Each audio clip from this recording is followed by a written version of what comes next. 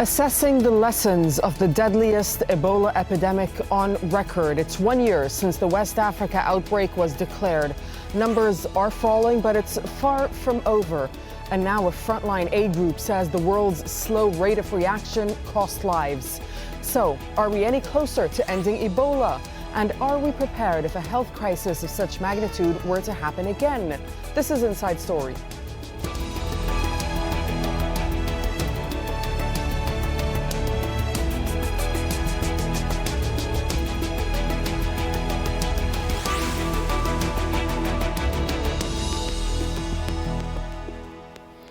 Hello and welcome to the program. I'm Darine Abougaida. Aid group Doctors Without Borders has slammed the international community's slow response to the Ebola crisis. In its latest report, released a year after the outbreak was officially declared, the agency is saying that months were wasted and lives were lost. It says the United Nations, World Health Organization and local African governments failed to act quickly or adequately, and that it was only when a U.S. doctor and a Spanish nurse were diagnosed with Ebola that the world woke up to the threat. Well, Ebola has killed more than 10,000 people in the past 12 months. Most of the deaths have been in Guinea, Liberia and Sierra Leone. The Ebola outbreak began in eastern Guinea 1 year ago. According to the World Health Organization, there were a total of 3,404 cases in Guinea and 2,241 deaths. The WHO says Liberia had 9,555 cases and 4,283 deaths. And Sierra Leone had the highest number of cases, 11,794 and 3,712 deaths. Well, worldwide, there have been 24,753 cases since last year, and 10,234 of these were fatal. Emike Umolu takes a look at how communities in these countries struggle to cope with Ebola and the stigma associated with the virus. When Ebola was at its worst last year, Julius Proud was trying to save those he could. And that's when he caught the disease. Fortunately, I survived it. But walking down the community, people pointing fingers at me, oh, he is the one who came down with the virus. He is the one who people say he died, and he is the one. I mean, it becomes somehow discouraging and worrisome. Even colleagues who showed no symptoms were made to feel isolated. My very people could no longer come around me, and I even asked them to stay away because I don't know what we're going to happen next. Despite the stigma, Proud is back at work. He's beat the virus and says it's now time to beat the misinformation about the disease. That's what Liberia's government wants to do as well. In a few weeks, the World Health Organization had hoped to declare the country Ebola-free. But that's now not going to happen because of a new case discovered days ago. It's left many here worried. But I feel very, very discouraged because it will carry on backward.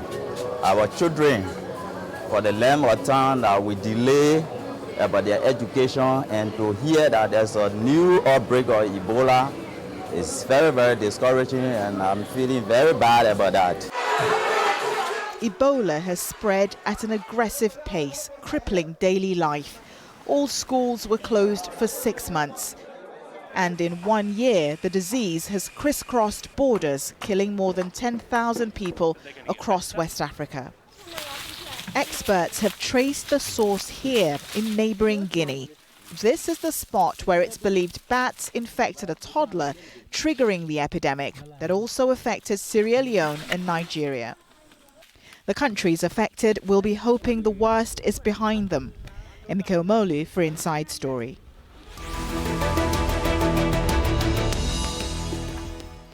Let's now bring in our guests. We have in Geneva Christopher Dye. He's the head of the World Health Organization's Ebola epidemiology team. And joining us from London is Christopher Stokes, the General Director of the Brussels branch of Doctors Without Borders. He led the aid agency's Ebola response in West Africa. And completing our panel is Lewis Brown from Monrovia. He's Liberia's Minister of Information, and he was also the interim foreign minister in 2003. Thank you very much for joining us on Inside Story. Christopher Christopher Dye in Geneva. Can you respond to the claims that MSF is making that the international community's slow response to the Ebola outbreak is effectively to blame in West Africa, saying that it cost thousands of lives that could have been saved? It's worth remembering that this outbreak began in December of 2013, but we didn't get a definitive diagnosis that this was an Ebola outbreak until March. And in that sense, collectively, as a group of organisations investing this outbreak, we were relatively slow. We would like to be able to look back on this outbreak and say that we had responded in January or February or at any rate earlier than March. But once we had a definitive diagnosis in March, we acted as an agency very quickly indeed. We had a team of people on the ground by the end of March. We had hundreds of people in the field by May. The Director General of WHO declared a Grade 3 emergency in June, and a public health emergency of international concern followed a little bit later on. But why was there a delay for the WHO to actually declare Ebola as an outbreak? Because MSF first said it was an outbreak. It took the WHO, from what we understand, 3 months to agree with that assessment. And then it was a further 5 months before it was declared a global health emergency. So what is the criteria that it takes for the WHO to say, yes, this is an outbreak? The initial criterion, you need to understand that there were several levels to this response. The initial criteria that we regard as essential for responding to Ebola is to have a definitive diagnosis of Ebola. And nobody in the world had a definitive diagnosis of Ebola until March the 21st last year. Once we had that definitive diagnosis, we published that within a couple of days, and we responded very quickly indeed. There had been earlier investigations carried out in the field by various people, including MSF, I might say, back in January, which missed the disease. We would like to look back retrospectively and be able to say that we got the disease first time, we got the definitive diagnosis, and that we could put in train the necessary events to respond to an Ebola outbreak. So operationally, we were in the field very quickly. One has to distinguish that operational response from the use of other instruments, such as the declaration of a Grade 3 emergency, which says to us here in WHO that this is an event of worldwide concern to our organisation. And then that is followed later on by the declaration of a public health emergency of international concern under the international health regulations, which invokes a wider international response. All right. So we were responding continuously over that period of time, and we were escalating the response during that period. Okay, that is the viewpoint from the WHO. Minister Brown, MSF is also saying that local governments in Africa failed to act quickly or adequately. What's your response to that? Well, one has to understand that this is not something we see every day. This is not something we're used to. This virus resembles common ailments that is a common feature of our neck of the wood, and therefore I think one needs to understand that when you have something that resembles malaria in all of the signs and symptoms, or at worst lots of fever, and you have the capacity to respond in that form and fashion, then clearly, when you hear the hooves coming, you think about horns. This took us all by surprise. I'm sure MSF will itself admit that they were also taken by surprise by this. But with hindsight, all of us now know that Ebola exists. Like we say, Ebola is real. There are a number of scientific steps to be pursued in fighting it, and we now believe that we have developed the capacity to do so. And our reforms. I'm going to ask you about the reforms that Liberia has taken, but would you agree with the MSF assessment that the world was only interested in Ebola cases, paid attention to what was happening with Ebola only when an American doctor and a Spanish nurse were diagnosed?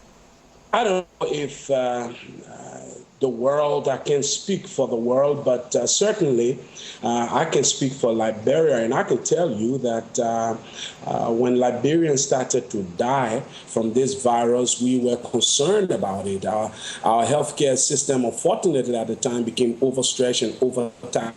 And clearly, we lacked the capacity to respond as we would have wanted to, and call on the world to assist us. We wish we had that assistance much sooner. Certainly, a lot of lives could have been spared, but one has to understand. This was new. The world had never seen such outbreak on scope. And then it had to be scientifically tested and proven, unless we were risking ourselves responding to something that it was not. And so for us in Liberia, it is about how we learn the lessons from the past. We now know that Ebola has visited our neck of the wood and will be with us for a long time. How do we continue to pursue those preventive measures, taking on the proper behavior that will rid our community of this deadly virus? It's very important to note that you've just diagnosed a new case of Ebola a few days ago. Minister, I'm going to ask you about that in a moment. But Christopher Stokes, when MSF says that the governments of Guinea and Sierra Leone downplayed the epidemic, Sierra Leone withholding crucial data that prevented MSF from identifying affected villages, can you define what you mean by withholding crucial data? Because this allegation is quite serious. Yes, it is quite serious, and actually what happened in those months of March, April, May is indicative of the slowness of the general response to the epidemic.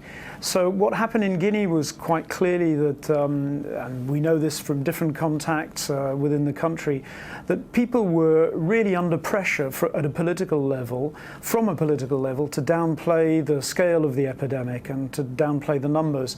And in Sierra Leone, there was also, even though we informed them very early on that we were getting cases into Guinea in our clinics that were confirmed Ebola patients that had themselves come from Sierra Leone, even though we were informing the Sierra Leonese authorities of that, they said that they weren't detecting any cases in the country.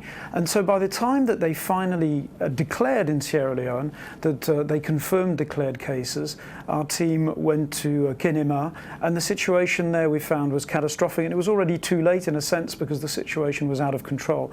So you had, in effect, for the first few months, and it's not only specific to Ebola, perhaps it's more acute here, but certainly I would say in Sierra Leone and Guinea, an attempt to a certain denial of the scale of the epidemic. And can you put a figure on the number of lives that were lost, as well as the speed of the transmission of the disease because of this delay that you mentioned in your report? No, I wouldn't wish to say that, but it's clear that, for example, it's undeniable that if there had been a faster response, and we should all look at ourselves in this light, including at MSF, from the moment the Ebola diagnosis was confirmed in Guinea, and from the moment we called it unprecedented, we actually were expecting a much faster general mobilization. We didn't see it, so it's impossible to say how many lives could have been saved, or if we could have changed the course. Oh, and why do you think you didn't see it? What's that down to? I think there were several reasons. One was there's the usual difficulty of analysing quite clearly what's happening in these kind of environments, but also institutions can fail, and in this case I think they did fail, both institutions and governments. And there was clearly a political willingness to not recognise fully the Ebola epidemic for different reasons, be they economical, etc. And a lot of pressure was applied to international organisations, ourselves, and also pressure was applied to the WHO. And it's how those organisations resisted that pressure and how they publicly communicated and called for assistance. Well, let's put that to Christopher Dye. What's your response to the WHO resisting this pressure, this political pressure, what Christopher Stokes is saying? I would say two things in response to the comment on political pressure. First of all, with regard to publicising information, Christopher Stokes has referred to what's happened at country level, but at international level, I and my team are responsible for presenting information, all the information we have objectively to the world. And regarding this Ebola epidemic, we've certainly told the story like it is. We've told the story about the numbers of cases and deaths as they've been distributed around the world. So we have not responded to any pressure to adjust or downplay the scale of this epidemic. We've told the story like it is. But in addition to that, I would comment that in regard to making significant declarations from this organisation, such as a public health emergency of international concern, we need to recognise that there are various consequences of making a declaration which is so important. Some of those consequences will be positive. They will help to scale up the response sooner, and that's what we would like to see. But some of the consequences are negative too, in declaring the importance of an epidemic, potentially with economic consequences for individual countries. So we need to weigh up the advantages and disadvantages, and it's only sensible to recognise that those considerations, the political ones as well as the medical and scientific ones, will come into play in the declaration of any emergency of this kind. Minister Brown, Liberia, as I just said a few moments ago, recorded its first new case in more than 2 weeks. That happened on Friday. Can you tell us what you know about this case, how this person was infected, and what you're doing about it to stop the potential spread once again? Absolutely. That is the national priority, stopping the spread. You know that we have gone at least 28 days without reporting a new case. And so we were shocked by this, but I say we're not trying to be ready as best as we can for it. And so we have a 44-year-old lady who has come down with the virus. We know that she has not traveled out of the country and has not received any visitors from any of the afflicted neighbors. And so we're looking into and trying to confirm how she may have gotten in contact with this virus.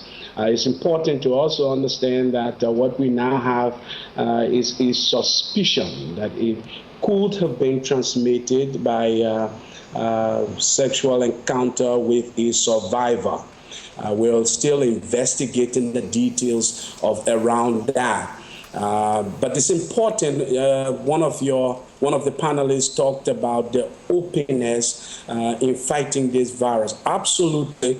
I cannot speak for any of our neighbors, but what is clear from day one, even at risk to the government of Liberia, we decided upon an open approach. And therefore, it was a common feature to see Liberia being presented with all of these grim images of people lying down for overcrowded treatment units. And the openness that we attended this process with helped also to get our communities involved. But what can you tell me about any reforms that you are doing? What can you tell me about reforms to your public health systems? Because, you know, a lot of people say that it's the poor health systems that contributed to this outbreak. So what concretely have you done? The biggest thing we've been able to do today, by which we were able to quickly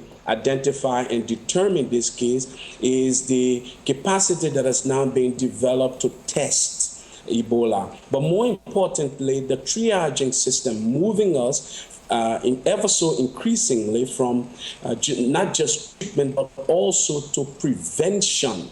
One of the things we saw was that our medical facilities, our hospitals and our clinic easily became infected because we were not practicing proper prevention control procedures in our hospitals. So it was easy for our facilities to get contaminated, and rather than help the sick and the needy, they became breeding places for the virus itself.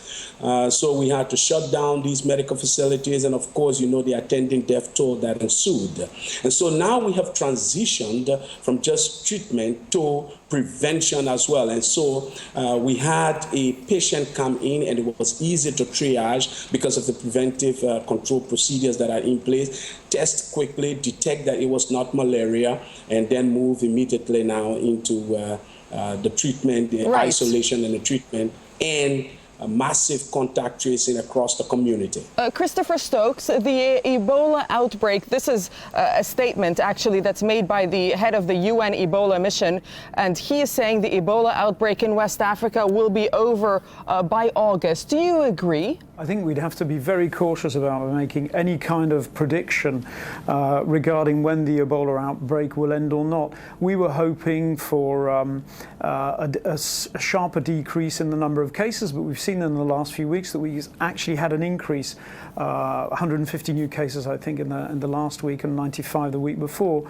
And actually, we've been here before. There have been different moments when the Ebola outbreak in one of the three countries, or two or three, was actually decreasing, and we thought that we would be close to the end, but that hasn't happened yet. I would also like to come back to something mentioned before by WHO, and this is where I think we're really coming down to the crux of the problem. When Mr. Dye from WHO mentions that they had to take into consideration the economic consequences, I think that's up to governments to take into consideration the economic consequences of a declaration of an international public health emergency. When it comes to WHO, they should put health first and foremost at the top of their agenda and put these economic considerations at a secondary level, and I think they seem to have taken precedent at different points. And why was it that when we were talking with WHO already over the summer, we were told that we were being pessimistic, that this epidemic wasn't unprecedented, etc., or that indeed that it was going to be under control quite quickly? All right, well, so let's have Christopher Dye respond. Just as last summer, today I think we should be very cautious about making any predictions about the outcome of this epidemic. All right, Christopher Dye. Yes, regarding the declaration of a public health emergency, it needs to be understood by Christopher Stokes and others that the recommendation to make such a declaration is made by an independent panel, a completely independent panel of experts convened from around the world, including government officials, who assess the evidence, the pros and cons, and they make a recommendation to the Director General. The Director General considers that recommendation and in this instance decided to declare a public health emergency. Regarding the input provided by various people, including MSF, MSF did provide very valuable input to that discussion, along with others that contributed, and on the basis of their submissions and everybody else's submissions, the declaration of that emergency was made.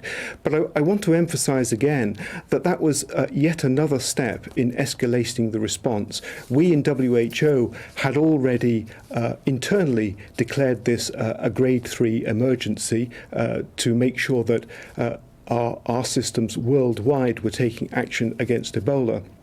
And as I said earlier on, we already had on the ground a large number of staff after the confirmed diagnosis during March. Right. By the end of April, early May, we had hundreds of people already out in the field combating this epidemic. Christopher Dye, just for the sake of time, let me ask you about this program, a WHO-led program to revisit and continue working with vulnerable countries that has been planned. But from what I understand, so far only $8 million of the initiative's $50 million budget has been raised so far. Can you confirm that? And if so, why? Where's the shortfall coming from? I'm not certain which budget you're referring to. The concern with respect to Ebola at the moment is that we raise our assessment is that we need $350 million in order to finish the job. We have a large proportion of that money already in place, and the rest of it promised, and we expect that to come down the pipeline. So the donors have recognised that the level of response that we've mounted so far has been successful, that it is delivering the goods. We're far from over yet. We haven't yet completed the job. We need these further investments. We need intensive action still to take place on the ground. With this money, we hope we can put, with partners around the world and the governments, of course, in question, the necessary response in place. Okay, we'll have to leave it there. Thank you very much to my guests for joining us. Christopher Dye from Geneva, Christopher Stokes from London, and Minister Lewis Brown from Monrovia. Thank you very much. And thank you for joining us on Inside Story. If you have anything you'd like to add, you can go to our program page at aljazeera.com. You can post your comments at facebook.com/AJ Inside Story. You can even tweet us at AJ Inside Story. I'm Derine Abougaida from the whole team and myself. Goodbye for now.